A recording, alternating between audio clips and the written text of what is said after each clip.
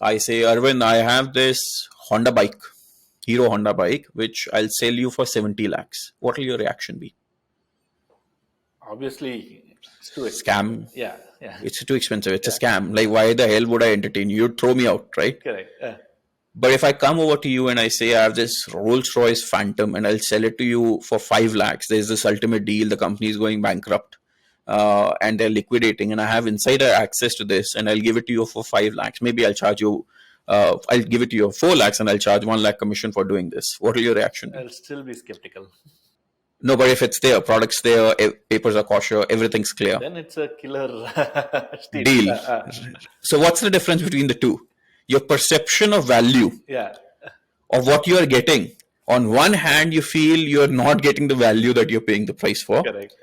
On the other hand, you feel you're getting a steal. Your reaction is not even great value. It's a steal deal.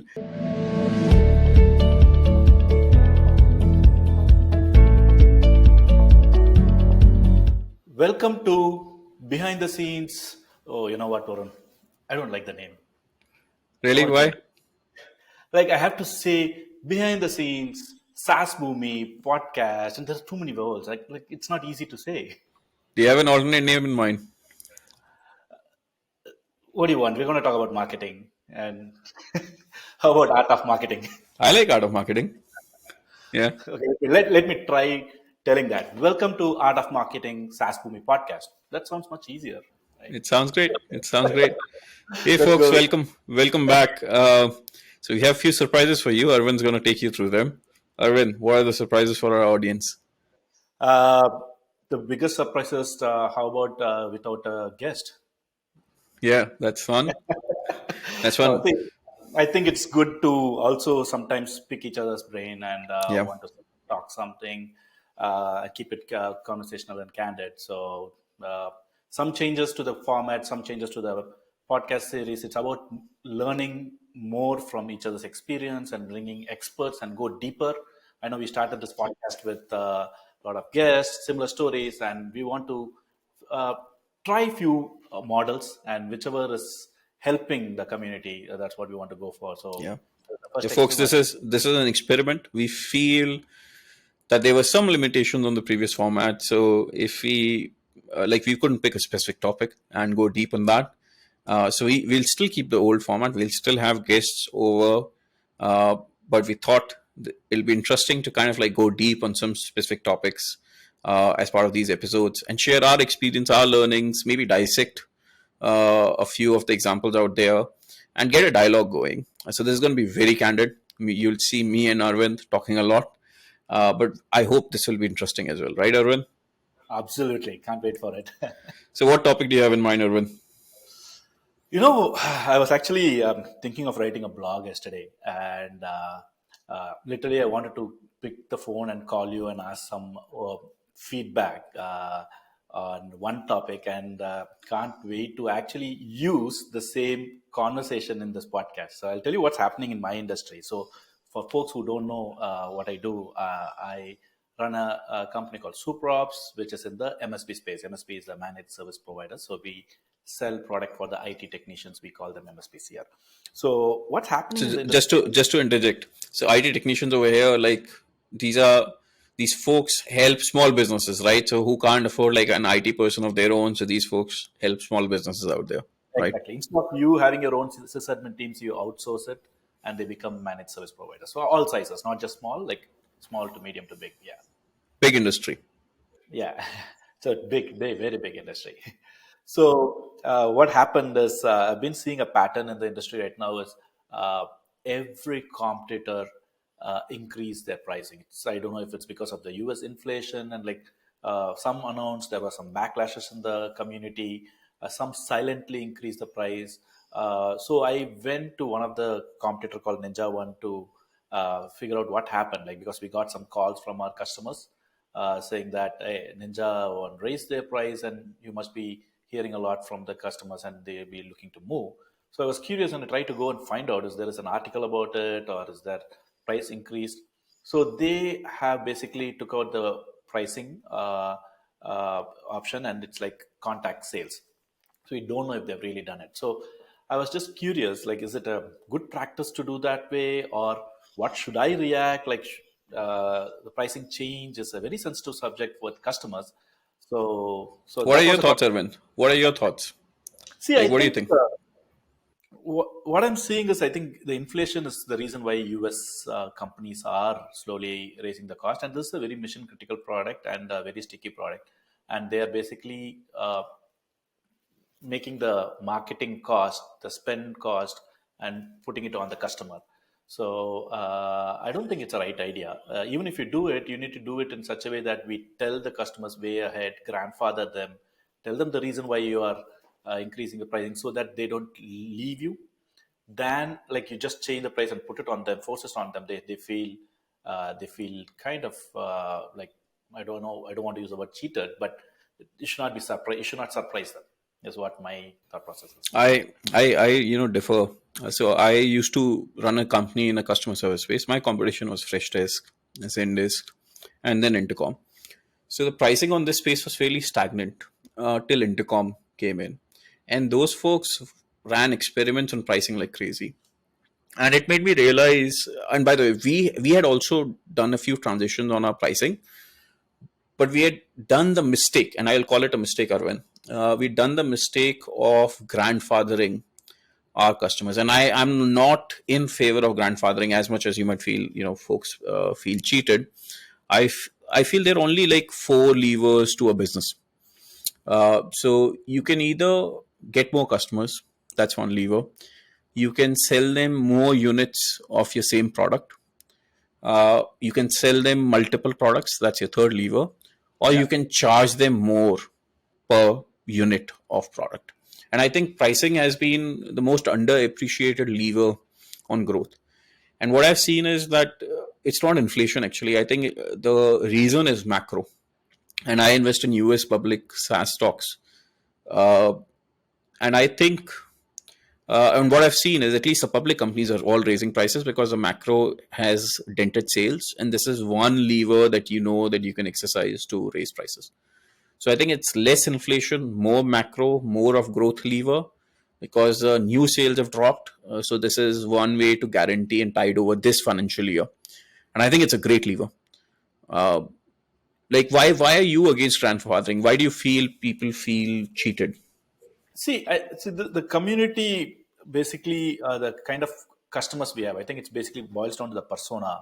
So these are small businesses, business owners, and this is a bread and butter kind of a product. It's a very very mission critical, and they are break fixers. Like they pay month on month, and that increase in the price, if it is very small, that's okay. If it is higher, they should be given a heads up, and they should be given some time, or at least for me, we are at an early stage. These are customers who have trusted and are in the journey with us.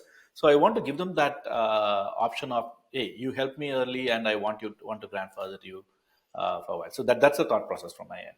Nailed it, Arvind. I'll tell you, the problem is not uh, not grandfathering. That's not the issue. The issue is communication. From what I've seen, Netflix does it really well. So you get like a quarter worth of heads up that, hey, we are increasing the prices. This is going to be a new price going forward. So it's very clearly communicated with like 3 months of heads up. The worst thing you can do, and a lot of folks do this, is raise prices silently. So it's a surprise when the credit card gets charged. Uh, to run experiments or raise prices with run experiments on the pricing itself. So a lot of folks see different prices when they land on the pricing page. So that's another thing. So you might see if you're in a certain, it works on territorial basis, but not on any segmentation. So if you give different pricing to someone in India, that works. So territorial discounts work, but if you're running experiments across segments, for example, and people accidentally see that, they feel cheated. I think personally the problem is communication or lack of it or the way it's done versus grandfathering. Companies that have communicated really well, I rarely see people objecting to price increases, which No, is I why I completely agree. feel, yeah, which is why I feel grandfathering is a mistake. We feel good when doing it on the business side of things. And I've grandfathered like at least 3 or 4 pricing changes. And there's also this fear of pushback that the customers will come back with. But I think that fear is unfounded as long as you have the communication right, you're giving them a heads up, and uh, you kind of like factor in that yes, there will be a certain loud segment of customers which will come over, but they don't make up the entire population. Most of the folks usually have price increases in the budget. From my experience, is that like the case in MSP? I don't know, but at least in the customer service space, I saw that there was budgetary allocation for price increases at least every 3 years. No, say the way I would do it is I'll definitely grandfather for the remaining months he has left in the contract, but next year they have to pay the actual Yes. price. That kind of helps them, give them time, and we need to also make sure that we give them extra to renew next year, right? So that's some kind of new feature so that they don't leave us. So that would be my Yeah. strategy, right? Yeah. So who does pricing really well according to you? Like who do you look up to in terms of excellent pricing? Uh, See, I would first want to divide that pricing conversation into SMB and enterprise, right? Because see, the enterprise pricing thought process is completely different, and SMB open. I would say, if it's on the website, it's open, transparent pricing. That's a different ball game versus sales-driven consultative selling, where a lot of uh, add-on cost is involved. That's a different kind of ball game. So these two have different strategies, in my personal opinion. But who for those two categories, who does pricing really well? Who's your pricing idol? I'm really curious. I would say intercom is one. Same, same. Second, it's also an art of positioning. The pricing is not about what you're offering and how I want to charge for my product. It's to clearly position yourself so that that audience have no other choice but buy you. I'll say HubSpot CRM, they nailed their pricing strategy, like the compared to Salesforce or some other like Pipedrive or something. It's a very very mission critical thing which I want to buy for my company. Even a startup should be okay to spend that kind of money. It's not cheap, but it's not expensive. But the kind of pricing is no other way. Like every startup goes to HubSpot. Like that's the beauty of positioning and pricing properly.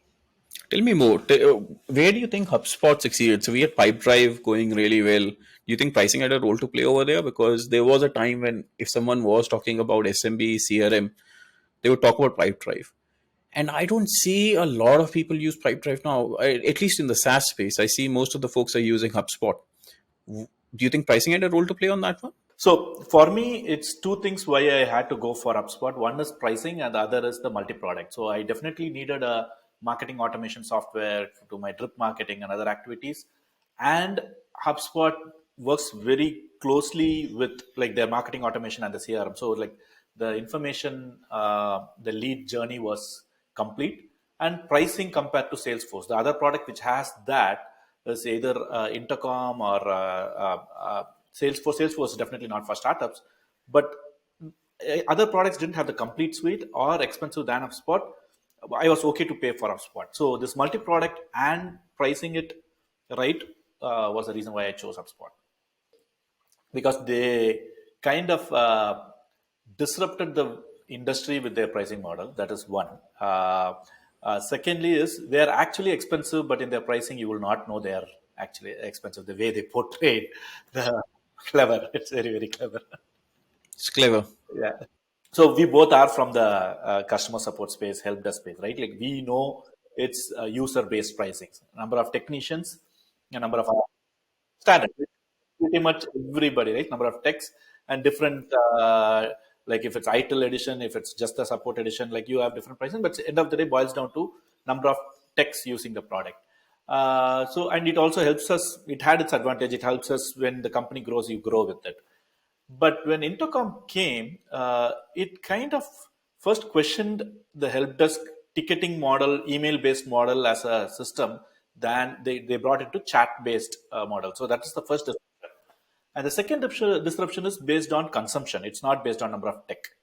So that was clever because people thought, hey, I'm paying too much to ServiceNow or too much to Freshdesk, and they kind of pick that model, but later realize it's actually they're paying more than what they used to pay. Yeah, they get a lot of flack for pricing. When I saw their pricing first, we actually made fun of them. We were like, oh, it's unpredictable. So there are a couple of things with pricing design. So you always have like this primary value metric. So in our case, the one that we were talking about was seats. So this is your primary value metric, and this was the gold standard in the SaaS customer service space, at least. And they come in and they have like these contact is what they, if I remember correctly, what they used to call it. And this was all users who were in your database, and it was unpredictable. You didn't know how many folks were gonna create tickets, and how this would grow out, because one of the things that people expect with pricing is it should be predictable. Like, I know I'll be hiring 10 more customer service reps, so it was unpredictable, and we were like, no one's really going to go in for it. But it broke the comparison, and I think that's where, and it looked cheaper. So we had a lot of customers feel that it was cheaper. It wasn't, but the perception was that it's cheaper. And at the same time, you couldn't compare the quote from Intercom with the quote from Zendesk, Freshdesk, or Kayako.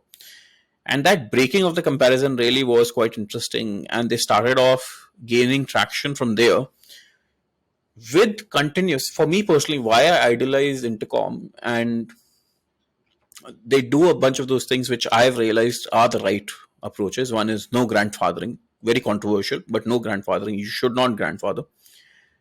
Two, they experiment with their pricing every 6 months. And I think that's the most important growth lever you have. Yes, they've received a lot of flack, but the product's so good that people just don't have an option. The options are just trash, more or less. There's still nothing which nails messaging on the marketing side and customer service and acts like a bridge with like being like a pseudo customer success platform. It doesn't exist. So it's that continuous experimentation where I personally really hold them in high regard, and I don't see a lot of SaaS companies do that. So Varun, I think I have an interesting another opinion. I'm sure you will disagree with me, but I just want to share the story with you. So one time when we tried to do a pricing in my previous startup, Zarget, we were actually arguing. The founders were like, we were like a serious discussion around what kind of pricing we should do. So the market pricing was based on number of visitors, like 10,000 visitors, they will charge you based on packs of visitors. And it was pretty straightforward, normal, and it's been an age-old industry.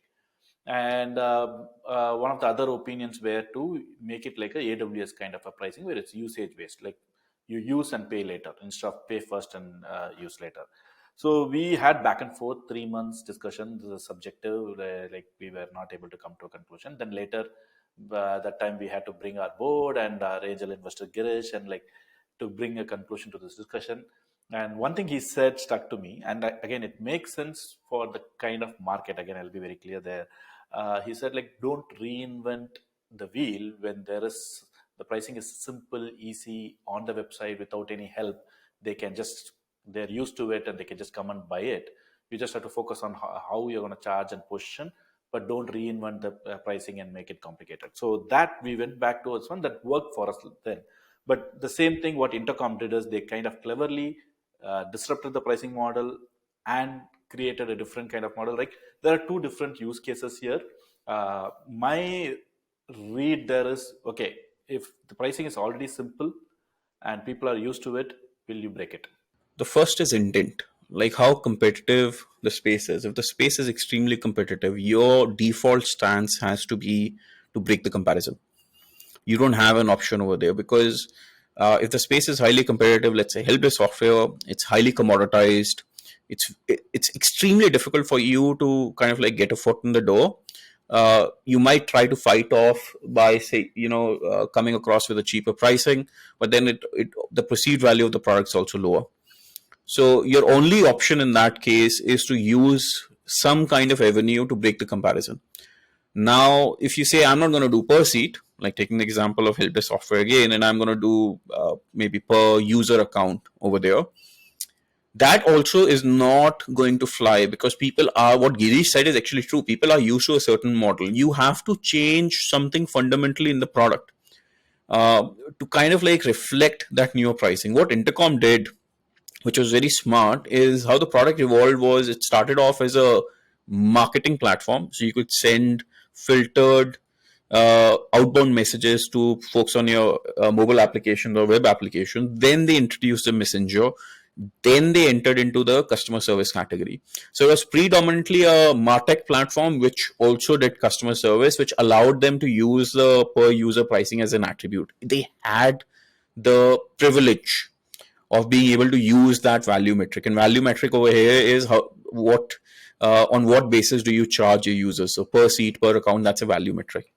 If you by default, if you're saying I'm doing an A/B testing software, I'm doing a help desk software, and you change the value metric, Girish is right. It's not going to fly. You're actually going to see a drop in conversion. Correct, correct. No, I totally agree. I think it's important to understand our target audience and how the market is and how they are pricing. Some market is very complicated. And ours, they have different kind of pricing for each endpoint. Like server is cost separate, laptop is different, desktop is different, network monitoring is different.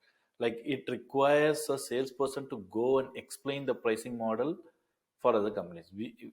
When the pricing model is complicated and it requires explanation, then that market has to be disrupted. That's my simple opinion. I would again disagree on that actually. So it all starts. Yeah, there are before pricing. There are things that you really need to question. The ICP, the ideal customer profile. If your ICP is highly enterprise or your sales motion is steak dinners, 3 months, 4 months, lots of in-person meeting, field sales, then those complex models are actually an asset because you can use them to extract a lot of value by just creating the sheer complexity, because you know you're going to close the deal based on the charmer salesperson you have. Correct. It's not the product which is driving that. So your ICP, your sales motion, your competitive landscape decides a lot of this. So if you are doing help desk software for SMBs, and you said I'm going to do like a super complex pricing, charging on a bunch of add-ons and other things, then it's not going to work because your comparison point over there is Freshdesk, Zendesk. But if you were to do like a super niche healthcare help desk software where you have HIPAA compliance and a bunch of other things, you could really complicate the pricing model and get it to like $1 million deal without an issue. So I think there are these external factors at play. I'll put the same thing in a different language. Is marketing doing the heavy lifting or sales doing the heavy lifting? If marketing is doing the heavy lifting, if it has to be expected. There's also product. Don't forget, there are 3 pillars now. So you have the PLG model at play as well. Like where I'm coming from is if the sale is going to happen in the website where they come and read about the product, understand, do a free trial, see the pricing on the website and take a decision, then marketing is doing the heavy lifting. If sales has to do that, then sales is doing the heavy lifting. So if it is a sales-led one, like pricing can be how you said. My point is for the marketing heavy lifting products where the pricing should be simple and they should understand the moment they see the page. So I have a rapid fire question for you. Okay. So I know you like this a lot. I don't know. So does the audience. The other side of it. So. Yeah. So there's an audience. Yeah. Name me top 3 pricing challenges that an Indian SaaS company faces. The first thing is pricing it low. I think it's in the mindset of all the folks in India. We always want to be the cheap vendor. We never try to respect the product we build, and we always price low. I think that's been my biggest concern with Indian founders who are trying pricing. And second biggest challenge is how understanding the persona and positioning. Where do you want to position? Who are you? Who do you want? Like you can sell iPhone, you can sell OnePlus, you can sell Xiaomi, right? It's all 3 phone. You need to price it differently based on how you want to position your market. That research is very, very important. You want to be a value player, you want to be an expensive player. It's based on the product you have built. You need to have that conviction saying that, hey, this is where I'm going to be. I'm going to be the affordable alternative, or I'm going to be the most valuable player vendor. That understanding is missing. Pricing is always about comparing ourselves with the competitors. Then, like, can I put $10 less than this competitor? That's not how pricing should be done. You need to have a clear vision of which market positioning I need to do. That would be the second problem. And Third concern is about designing the whole pricing model, right? Like uh, it's sometimes it's just one pricing. I will not understand when somebody has just one pricing. There is a lot of art in pricing, right? You need to know how you can land and expand with pricing, how you can have a decoy with pricing. Like planning with different plans is an art. Naming them, right? This is also something which I think we need to get better at in India. These will be my top three. See, I agree with you, but I think the crux of the problem is actually far deeper. Okay. So people do have the conviction on charging higher. Some people have also, I know a bunch of companies which have actually attempted to price higher and failed uh, at doing that. So the conviction has been there. There has been like a conviction to extract the value. There have been attempts made to charge a premium pricing compared to US. I think the fundamental problem, if you ask me, the crux where this all fails is the perceived value.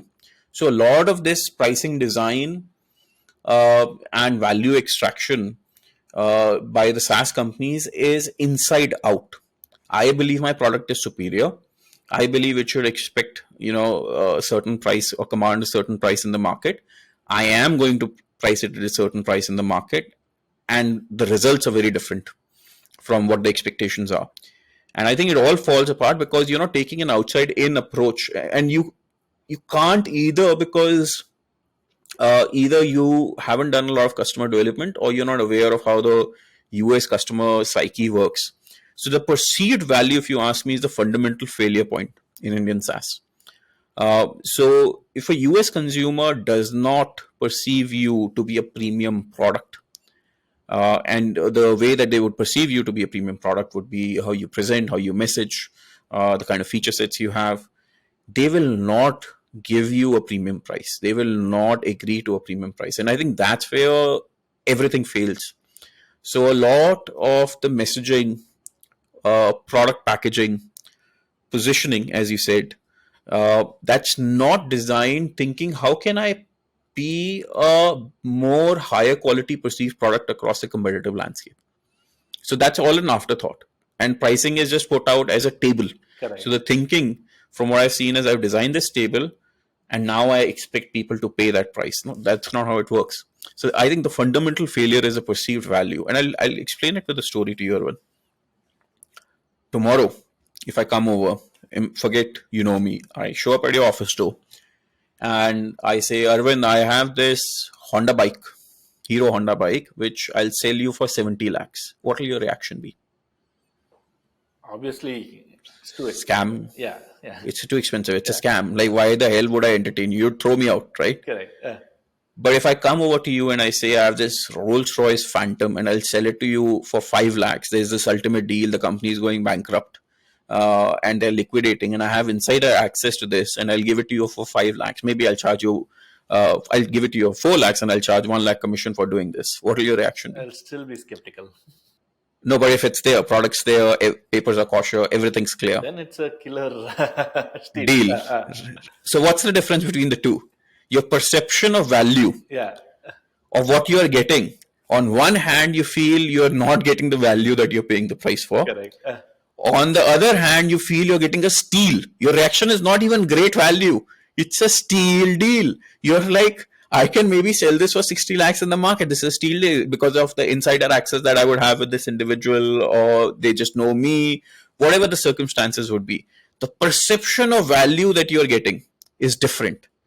And that's where your willingness to part with the money is okay in one case, and in the other case, you just hold on to your wallet. You'd not even talk to the other person. In the other case, I'm telling you, even if you don't have the money, you're going to call your friends, you're going to arrange the cash, and you're going to pay it. Even if you have to take debt, you would pay it off because the perception of the value is different. And this is the best example with which I try to explain everyone. Like, this is what the customer has to feel.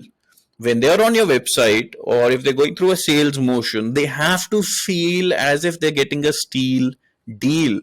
They don't have to feel the other example. And that's how you win. You can charge premium by using that. I'll go a little deeper. I completely love that analogy and the example, right? Like, but I think I remember discussing this with you. Sometimes we also get carried away on feature by feature selling, not value selling, Yeah. right? So that is the biggest enemy there. Like when you're not able to showcase value, and we still keep talking about features. You see where I'm going with this, right? You know, it's again the lens with which everyone looks at the world. So you will see very rarely a sales founder doing the feature based Selling. pricing or selling. It that wouldn't be the case. Correct. It's usually a product founder. If it's an engineering founder, you would actually see engineering and tech being talked about as the core differentiator. Correct. So it's basically how the person who is leading the company is seeing the world, and that's where you have to be aware that if there's a spectrum of good to bad, the best is value based, as you said.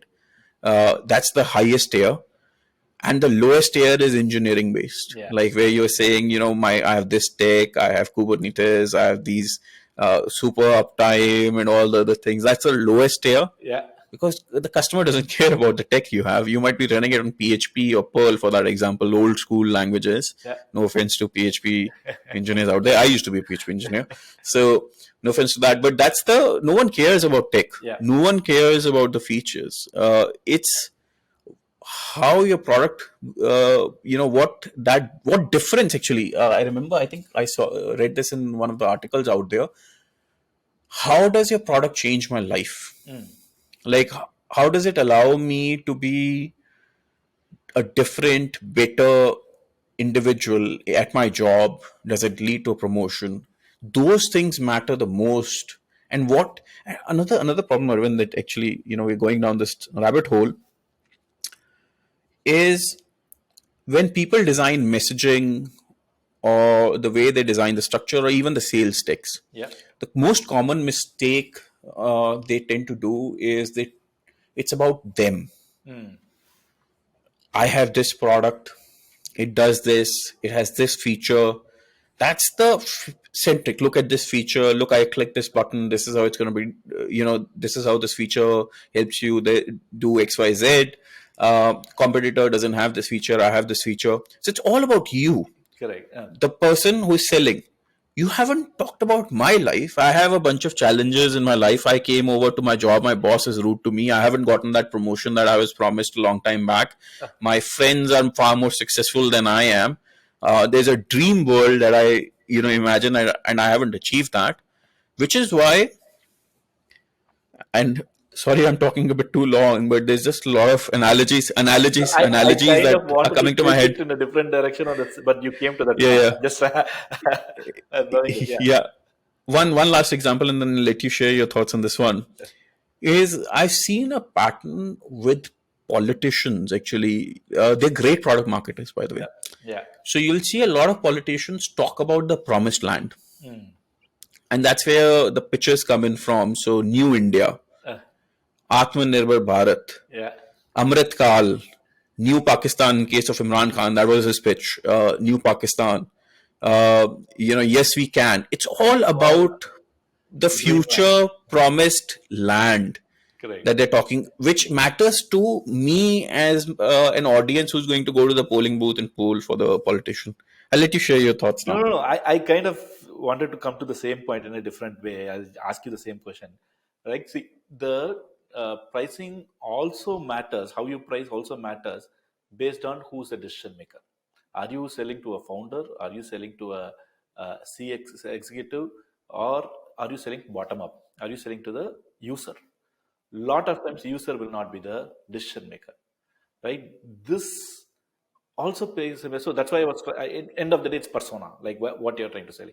So the buyer persona, Yes, the user persona, the persona and and the decision maker persona. So three personas usually at play when it comes to these decisions. correct, right? So for me, see, when you said if it's a techie, for a techie, most of the time, in my experience, right, they won't talk to salespeople. Like if it's a developer product, they are not ready to talk to salespeople. The better I would do is community-based selling, where I talk features, I talk details. They are going to do the research and only buy, no matter what, right? That's given. So who are we selling to matters a lot, right? So that persona is very very important. Why I want to bring this is because what we are talking is enterprise sales, SMB sales, marketing product. This persona understanding makes a very big difference in who your audience is and who is your decision maker and how you need to price it. So just thought I would want to bring that up. No. I completely agree because your deck is usually tailored towards your decision maker and your buyer persona. Your demo is usually tailored towards your user persona. Correct.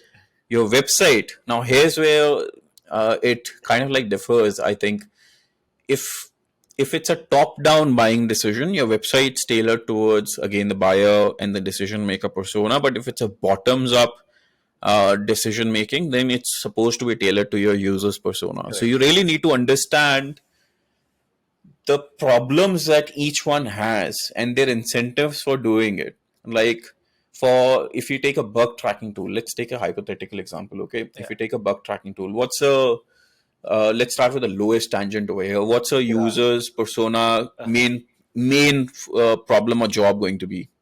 Like the developer and they're the like documenting everything as a ticket. track record, track record. Yeah. No, so like if I talk about the engineer, it's just ability to see my job queue. That's my primary problem, right? If I go one level above, the product manager, that's going to be the documentation, tracking. That's where that comes in. Now, if I go one level above, the VP of the product, Reporting, roadmaps, and dashboard. reporting, dashboard, whether everything's aligned. If we go one level above to the top, the CXO, CEO, Profitability, profitability, efficiency, efficiency. vision, execution, alignment. Right. So I have a certain vision and whether we are executing on that vision and whether we are on track or not. So the challenges are very different. We've just taken one hypothetical tool and we've gone down the value chain and up the value chain, and we see that the problems are very different. Now, the one mistake, again, this is where I feel you really need to have this ability to put different hats on or see through the lens of other folks' eyes to be able to come up with these things. A lot of times we are blinded and biased to our job role and our experiences, and that's, I think, one of the bigger challenges to overcome, because this exercise was phenomenal, right? We just went up the value chain up and down and we saw that the problems are very different across all of them. Absolutely. I have a question for you, Varun. So, what is the top 3 common mistakes you have seen, which has been like pricing mistakes which I've seen in our industry or Indian ecosystem? Yeah. I think plan design, not understanding the importance, and maybe this is for some other episode that we'll have, but not understanding the importance of naming your plans. How do you design the plans for upselling, net revenue? So your NDR rate and your net retention rate is actually very closely linked to how your plan design is. Correct. Yeah. The choice of value metrics. So I think plan design is one fundamental failure that I see. And the second would be pricing in isolation. So the narrative is usually not set together with your positioning, your ICP, your anchor word. So one concept that I continuously talk about is that you really need an anchor word throughout. So as part of the SaaSBoomi Growth X, I was advising 2 startups, Wingman and Pipecandy. In case of Pipecandy, the anchor word was encyclopedia. So if you actually see the word pedia on Pipecandy's website, it starts from the headline on the website and goes on to the plan. And in case of like Wingman, it was accelerator. And that again flows in from the top story, the narrative, the H1 or the headline, down to their main pricing plan. So the tying of the pricing with the rest of the... Both of them are acquired. I don't think it's a coincidence. It's because of you. Maybe it is. I can't take credit. Both are excellent founders.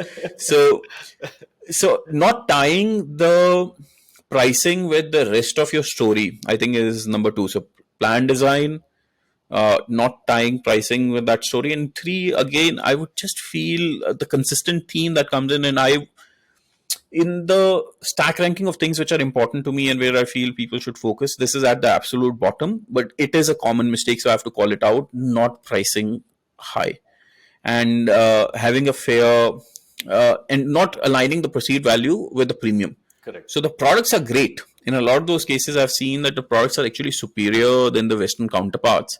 But the communication and ability to communicate the value of the product is B grade, Yeah. and not world class. And second would be that the pricing that you're charging, because you're seeing the effects of not having a premium product, is again inferior and not premium to the Western counterparts. So I think that's where these three areas are common themes where I see the Indian companies struggle. No, absolutely love it. Love your answer. No, as you rightly said, it's not about pricing it higher.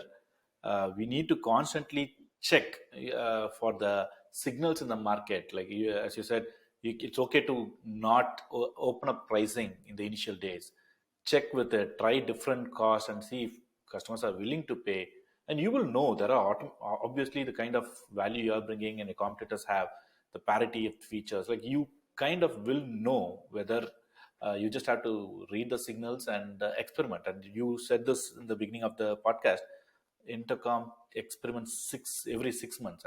That's Every 6 months. right. Like you should keep looking for signals and should not be like holding yourself back if your product has that value to charge premium, because the premium is kind of a trust. If it's a very mission critical product, I'll share one more example from my past. We got rejected twice because we quoted like 10x less. And we here is Super Ops or Zargit? No. It's one of the past companies. So okay. let it be we. So our quote was 10x lesser, and we were not even given a seat on the table. Right? So there was no implementation cost. We didn't have a implementation team. They wanted a $500,000 this one line item just for implementing the product. That's how they're doing. Like they're not even serious thinking that, hey, but do we have features? Is the product good? Yeah, we love it, but they don't want to bet on something low because that is so critical for them. You have the features, then it's the cost which is going to bring the trust. Yeah. Right. So that's when we decided enterprise sales. If we have the product, you would have come across as a shady company. Exactly. Like that. That's where the filtration criteria would have failed. Like this is too shady. It's an immigrant company. It's maybe out there in India. How can we trust these folks? They don't even speak our language, or their English isn't great. A lot of those factors would have been discussed, and then you were rejected from having a seat at the table. Exactly. Then we learned from our mistakes. Then we just had to price it sexy, and automatically like the deals came in. Yeah. So I think this is great for the first episode on the discussion, but we need to go deeper on how do you make it actionable. Like, yes, we've talked about the problems. Yeah. I think next episode, let's dedicate it towards solutions on effective pricing design, and we'll debate on like how do you overcome these challenges as an Indian SaaS company on pricing. But it's like such a big topic, and like we have not even scratched the surface. There are so many things. I think we'll need 5 episodes. We'll need 5 episodes to go through it. But I think next one, if we just dedicate towards solutions on overcoming the challenges of the pricing, I think that will be really helpful for the audience. So let's close this one over here. This is me and Arvind. Arvind, closing words, please. You don't have a rapid fire round now, so you have to say it out of your own. But one day I'm going to put you on rapid fire, and that will be. Don't do that. Don't do that. On the record or off the record, I'm going to do that. But anyway, this was lovely, and we will have a part 2 discussion, continuation of the pricing discussion. So thank you for listening. This is not BTS Podcast. This is Art of Marketing, episode 1. That's a new name. That's a new name. Please do like and subscribe. And do share the feedback at info@SaaSBoomi.com and tweet to the SaaSBoomi handle. We'd love to know like what you think about this new format. We're all ears. If you would like to continue us to double down on this, or you would want us to focus more on guests, we would love to hear from you. Please do share the feedback, like and subscribe. We put in a lot of hard work into bringing this good quality content knowledge over to you, and your likes and subscriptions really add some validation towards the hard work that goes into this. Thanks, everyone. Thank you.